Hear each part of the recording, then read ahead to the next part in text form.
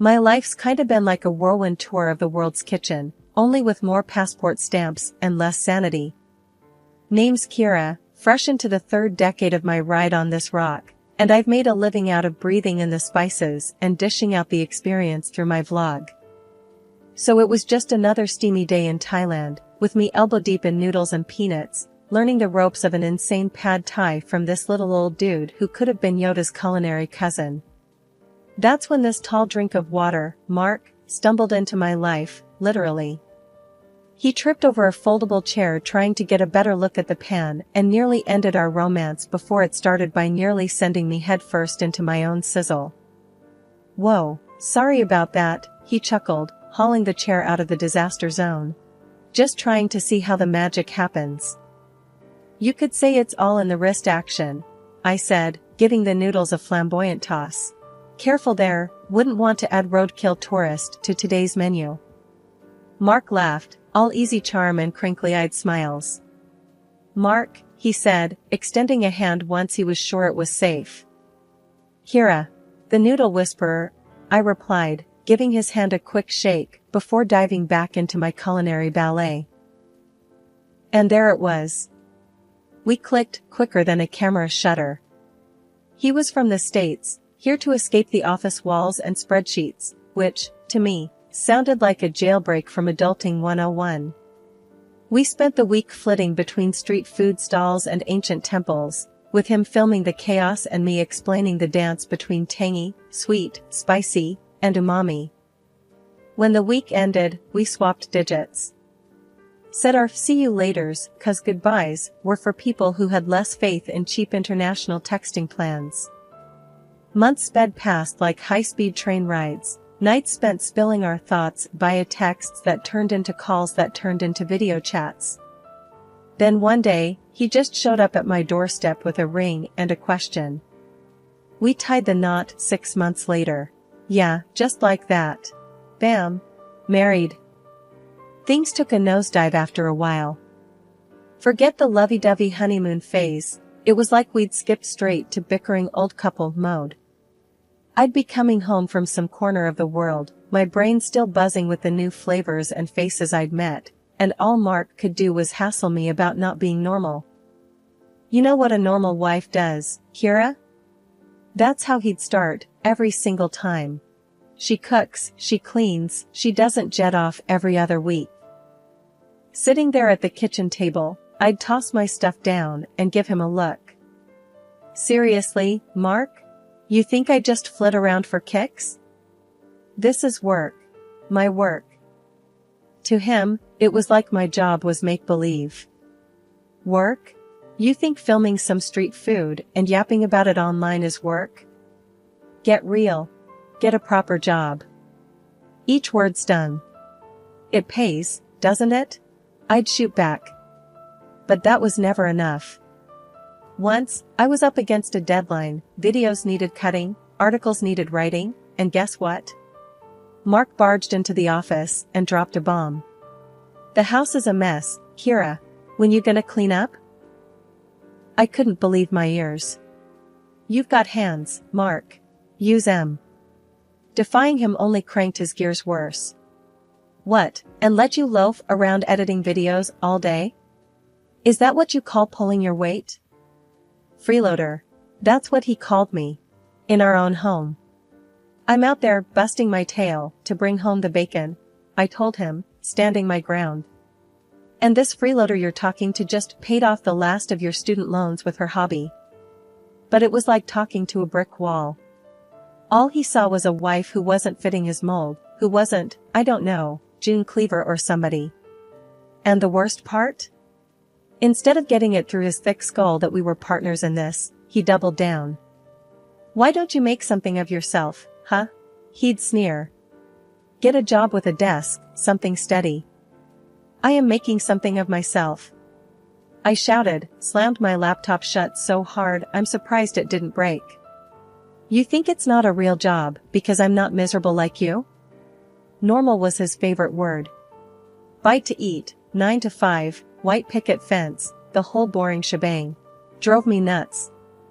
But as for me, I wasn't about to let go of my passport or my dreams, no matter what he thought a wife should be.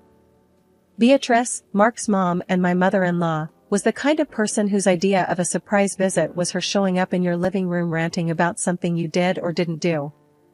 Living just a couple of streets away, she considered our house part of her daily walking route, which basically meant she'd drop by whenever she felt like it. So there I was one Tuesday, laptop open, trying to get some work done on my latest travel vlog. You could almost set your watch by Beatrice. Sure enough, like clockwork, the front door swings open, it's never locked for Beatrice, and there she was. "Working on your little videos again, huh?" Her voice dripped with disdain. She didn't even say hello. I sighed, trying not to look as interrupted as I felt. "Hey, Beatrice. Yeah, gotta keep on top of it." She tossed her oversized purse onto the couch and made herself comfortable. "You know, when I was your age, I was raising kids, keeping a spick-and-span house. Didn't have time for hobbies." Her words plucked at my already frayed nerves. "It's not a hobby, Beatrice. This is my job." Beatrice snorted as she peered over her glasses, which she only wore to make a point. "Call it what you want. When's the last time you cooked your husband a proper dinner? Or are you too busy working on these little trip films?" I bristled. She knew how to hit where it hurt. "Mark eats just fine. I don't hear him complaining." "Oh, he complains, all right. Just not to you." She smirked and picked at a non-existent speck of dust on her trousers. I wanted to scream. Instead, I shut my laptop, a little too hard, and stood up. "I'm right here, Beatrice. And I'm working. Bringing in money. Isn't that important too?" She huffed, getting up. "Well, if you won't listen to me, maybe you'll listen to the pastor. We're having dinner tonight, and he'll set you straight." I was dumbfounded. "Dinner? Tonight? Beatrice, I have deadlines." "Not anymore. You can put off your deadlines, to save your marriage. I've seen the signs, Kira. It's now or never." Fuming, I barely managed to keep a civil tone. "Fine. But this is our life, not just mine or Mark's. Don't you forget that." Beatrice smirked, triumphant. "We'll see," she said, and plucked her purse up again. 6 o'clock. And wear something nice for a change. After the door clicked shut, the silence thudded in my ears like the after-ringing of a bell. So much for a quiet workday at home. Now I had to deal with a dinner ambush and a pastor mediating my marriage?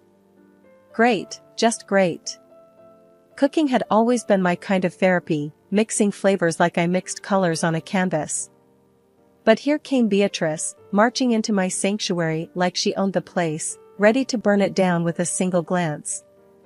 That Thursday, I was in the zone, chopping vegetables for a stir-fry, another recipe I'd picked up from my travels. The door flew open and Beatrice waltzed in, all frowns and scowls. "What's that smell?" was the greeting I got. No hello, as usual. I kept the irritation out of my voice, doing my best to stay polite. "Stir-fry. It's a recipe from Thailand," I replied, hoping she'd just sit down and maybe, just maybe, keep her opinions to herself for once. But no dice. "Can't you make anything normal? Real food?" Beatrice scoffed, planting her hands on her hips. I could feel the anger bunched up at the base of my throat, but I swallowed it down, trying to preserve some peace. "I just thought we'd try something new," I said. Mark poked at the food with a fork like he was testing if a piece of roadkill was ready to be scraped off the pavement. "New? I've seen better-looking garbage." "You tell her, Mark," Beatrice egged him on, her arms crossed over her chest. "Yeah, Kira, stick to what you know, which isn't much," he chuckled. His mom laughed along, slapping him playfully on the arm. I felt my cheeks burning up. This was too much, even for me. But before I could come up with anything to say, Beatrice grabbed the skillet from the stove. Don't waste our time with this garbage. She hurled the contents of the skillet into the trash can. The room fell silent except for the hiss of leftover heat on the empty pan. I stood there, frozen, trying to wrap my head around the fact that the meal I had spent the last hour preparing was now mixed in with coffee grounds and eggshells. My effort to please, to do something different, felt foolish now. I looked at the trash, and I could feel every cruel word and snide remark they ever threw at me sticking to my skin. I couldn't even be mad anymore, it felt pointless. I started to clean up, my movements automatic. The kitchen felt colder now. I knew I should be angry, I should scream or cry or something to show them this wasn't okay. But instead, I just moved quietly, picking up the pieces of my failed attempt at dinner, at trying something, anything, to make this life I was living feel like it had a bit of me in it. The day had heated up more than the forecast said. It was Beatrice's birthday, and against my better judgment, I had gone and got her something special. Wrapped the gift myself, this mirror from Morocco, all hand-painted tiles and real craftsmanship. I thought she might appreciate something unique, something not from the department store clearance shelf. So what did you get her? Mark eyed me as he sprawled over the couch like some lazy cat. Something nice? I said, my hands tweaking the bow on the package, trying to smooth down my rising nerves. He chuckled. You're nice, and her nice ain't the same, Kira. We were in the dining room, this shrine to dark wood and silence, waiting for the queen herself to show up. I heard her before I saw her, that voice curdling the air. Mark, what's the hold-up? There's cake waiting. She swept in, her gaze fell on the gift, and she frowned. What's that? I handed over the package with a hopeful smile. Happy birthday, Beatrice. She looked at me like I was offering a dead rat. But she took it, shredded the paper, and held up the mirror. What in the world is this? I felt Mark's stare burning into my scalp. It's a mirror, handmade from Morocco. I thought it was beautiful, unique. Unique? She squawked, her face scrunching up. It's hideous. And before I could even blink, she slammed the thing onto the floor. Shattered glass skittered across the tiles like wicked ice. Mark didn't even flinch. Kira, what were you thinking? His voice was sharp enough to cut. I stared at the broken mirror, feeling something inside me splinter along with it.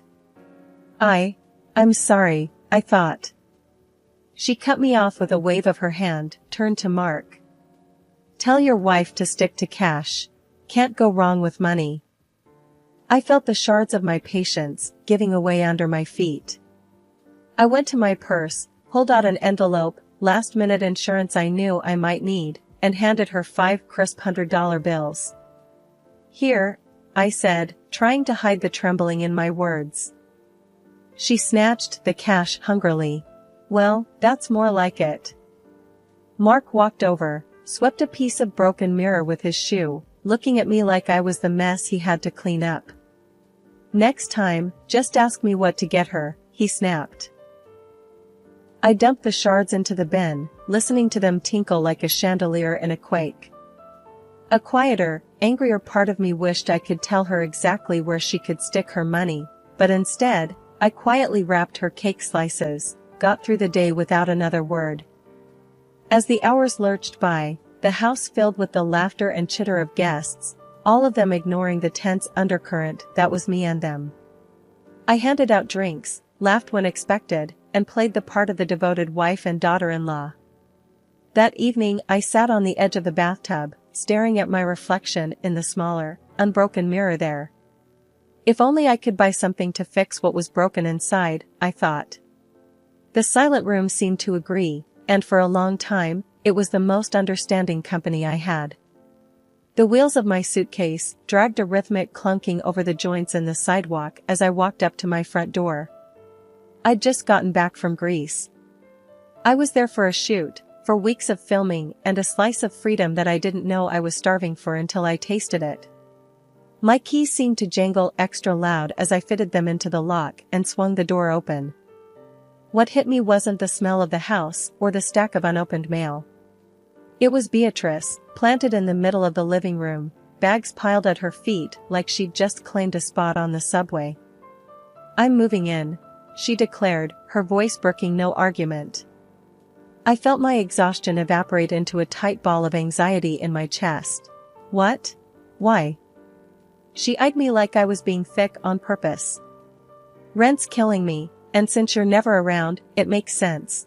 I'll take the guest room." This was the worst kind of surprise, the kind that didn't bring any joy, just a heavy weight. I looked to Mark, seeking an ally, but his face was set in stone. "Yeah, Kira, why the hell not? Makes sense to me," Mark said. I heard in his voice the finality of a door slamming shut. "But, Mark, He cut me off with a sharp wave of his hand. "Don't start. You've been freeloading off my space for years." The word stung, like rubbing alcohol on a fresh cut. That's when my hand dove into my bag, rummaging past the trinkets and memories of Greece until my fingers wrapped around the envelope, the one I kept tucked away for moments impossible to predict.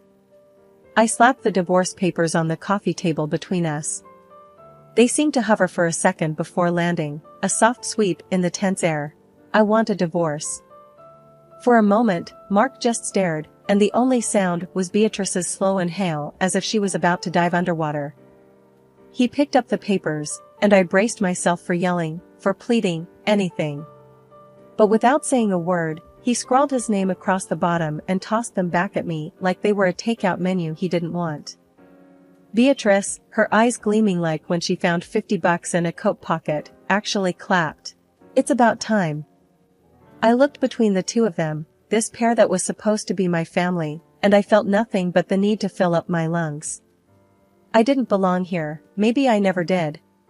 With one last look at the shell of what used to be my life, I grabbed my suitcase. "Where you going, Kira?" Mark's voice was a dull blade, not cutting enough to hurt anymore. "Anywhere but here." My voice came out steadier than I felt.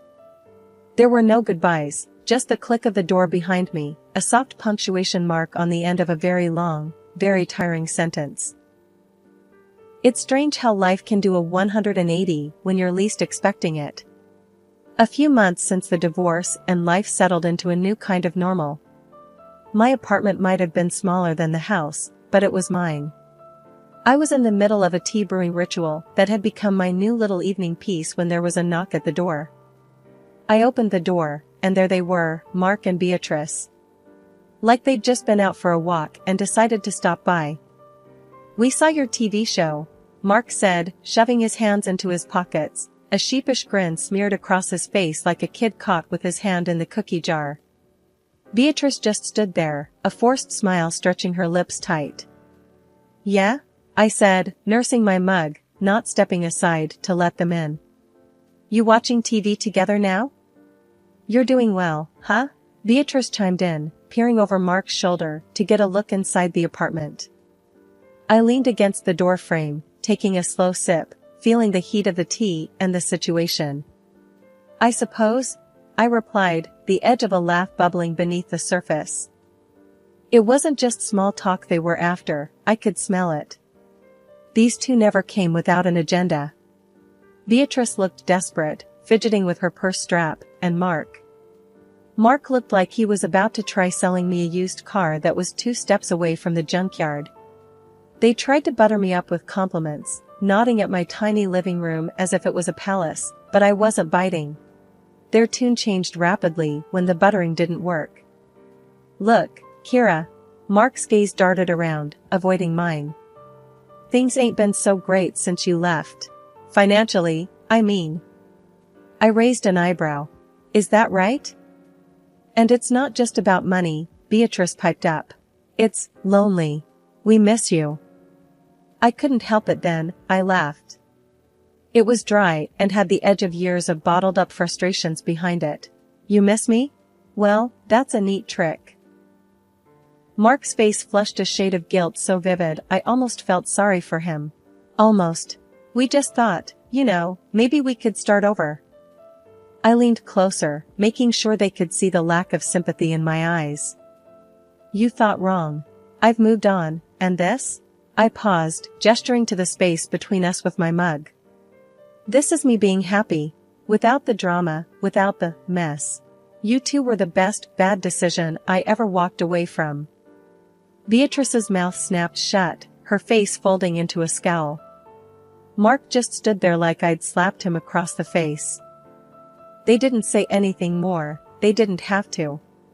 As they turned away, their shoulders slumped, the door closed with a soft click and I was alone again, my heart pounding a victory march. I turned, pressing my back against the door, sliding down till I was sitting with the mug held loosely in my grip, my laughter ringing out, clear and loud in the empty apartment. Turning the tables never felt so good. My life's totally flipped since the show took off. People can't seem to get enough of me eating my way through the most out-of-way places and bringing back killer recipes. I guess it's true what they say, everyone loves a good comeback story, and mine's being served up nice and spicy. As I sat scrolling through my socials, watching the follower count tick up like it's got somewhere to be, my doorbell rings. Who could that be? I haven't ordered takeout. Lo and behold, there they were again, Mark dragging his feet and Beatrice trying to straighten out her scowl like she's walking into church. Kira, you gotta listen. Mark gets down on his knees right in my hallway like he's about to propose again, which is funny in a sad sort of way. I'll do anything. I'll even clean the house, cook your meals. I crossed my arms, trying not to let my smirk show. Really? You cooking? That'd be the day. And Beatrice, oh, she's got this look like she just ate something sour. Kira, the show's great and all, but family's family. I let out a little chuckle. Oh, I know about family all right. And mine just got a whole lot bigger, a couple million online. They blinked at me, not quite getting it, so I spelled it out. My followers, Mark. They're my family now. And they seem to appreciate me a whole lot more. Beatrice piped up again, with her hands fidgeting like she's trying to pull words out of the air. Kira, we just didn't realize. I cut her off with a little wave of my hand. Save it. I've heard enough. Did I ever tell you about that mirror from Morocco, Beatrice, the one I gave you for your birthday? They both looked at me, puzzled, like two kids who can't remember if they fed the dog. You broke it, threw it on the floor, I reminded her. Beatrice's face fell. Oh, that old thing? I nodded, casual-like. Worth thousands, that old thing. But you wouldn't know value if it bit you in the butt. I swear, you could almost see the cogs turning in their heads as they put two and two together, finally understanding the score. Mark found his feet again, stammering, but we didn't know. Kira, please. I raised a hand to stop him. I've always had money, even when you thought I was down and out. And now, my little TV venture's making sure I've got more than I know what to do with. Mark looked like he was about to pass out, and Beatrice, she was muttering under her breath, something about not knowing. I walked to the door, opened it wide, and stood there. Here's how it's going to be. You two will turn around, walk out of my life, and never come back. I don't need your drama, I've got my own show for that. They didn't move, just stood there gobsmacked. So, I made it real simple for them. Out. Now. And don't bother me again. I got recipes to try and places to see, and none of them include you. Shutting the door behind them, I felt the weight of the world lift off my shoulders. I went back to my kitchen, to my little empire of spices and sauces, to the future I was cooking up one dish at a time. I wasn't really mad, just done. Done with their begging, done with their games, done with anything that didn't smell like success. Or my next big meal.